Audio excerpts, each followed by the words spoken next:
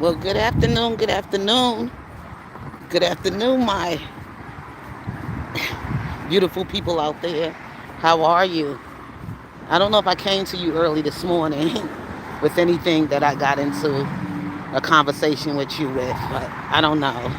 But I just wanted to just say you either use it or lose it.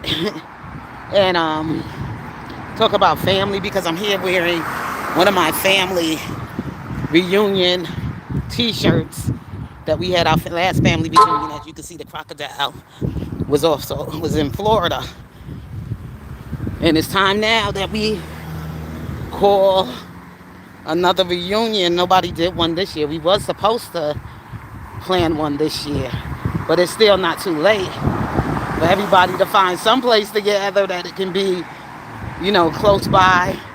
It doesn't necessarily mean that everybody from um, not everybody from what you call this place again? Woo, from Florida and everything could be able to afford to make it. But there's a lot of families still in New York. And we know that this time of the year in New York, something's going on in the hood where some of us grew up at. And they still carry certain things over there in Brooklyn. So we can always gather there. Those who are going to be in New York this summer, meet up, family in New York.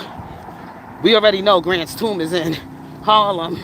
So family that's in Harlem can meet out there for Grant's tomb, which should be starting sometime next month.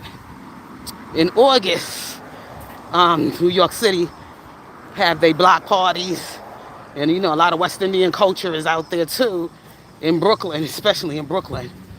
They're gonna get ready for their carnival or whatever they call it. Day, Caribbean Day celebration, the Labor Day parade, and Juve, some other celebration they have out there in a place in Brooklyn. That is never really bothered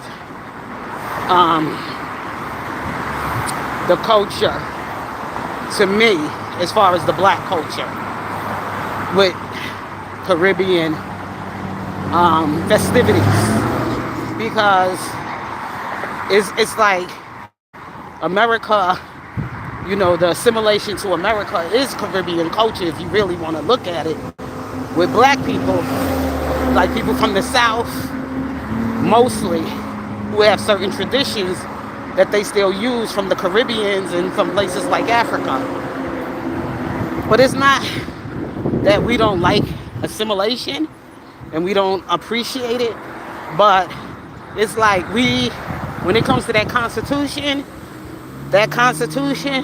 all of that comes, there's a boundary there to that Constitution, because that Constitution stands above all grounds, okay, as an immigrant, because it's very sacred. And you can only understand the language if you are a real American, okay? If you are a real, true American, is the only way you're going to understand that language of that Constitution. And people don't understand that. That's why we got to go back in history from the original forefathers of that Constitution, what was passed down throughout generation and generation of presidents to come. In Washington time, of course, we know most of that culture broke away from Europe, from England, and they was fighting for their freedom in the way they see humanity, okay? Humanity and human rights, civil rights. So they had their revolution, and those who was against those policies they had in England, like some king ruling, that type of government, they didn't want that government. So people from there came from there, because a lot of them was in bondage as well with their religious freedom, the way they worship, and they came from that part of the world. So that's part of first American history. which they stop teaching a lot in school because they want to indoctrinate you with these foreign ideologies. You know, being kind and friendly and everybody DEI. Bullshit. Bullshit. Okay, the order for something to be able to be successful and to work in society, people all have to share the same core values. Point blank, period. Can't come into a society and want to introduce something new and different and change the culture of the real traditions of the nature in the beginning and the foundation of the nature of how everything started and developed. So that is bullshit. Anybody come in your nation trying to force that bullshit on you, you better take the hell under, get the step in. And that should be for any nation. But America has held up the highest standard on holding its nation together.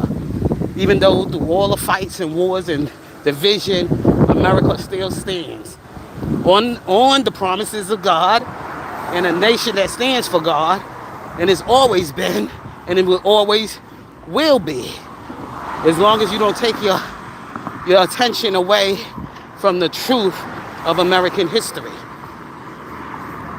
and you don't read the Bible, because all of that comes with American history. The anointing that was placed on these men to write the history of America and the development of that Constitution, to stand for our humanity, our freedom, our truth, our justice, and our laws. They don't want to stand with that, then they not American and they need to go somewhere. If they're going to try to change it, we don't change the law, we fix it. That's all. That's what we fix. We fix within the framework of how it was built. We don't change it. We don't put nothing in it or take anything out. We don't do that. We fix that broken immigration policy. It's broken. Too many loopholes. They coming in and they not truly coming for the real true meaning of becoming an American and becoming a citizen of the United States of America. They're using lies and deception and all kind of other things. There's dishonesty, and they taking away from the true American people here who really need those jobs to be filled, and also who are more qualified. And these people are liars, and they use the welfare system. That's why American people gotta work with their head, with their brain. Get the hell away from AI. It's gonna keep you stupid.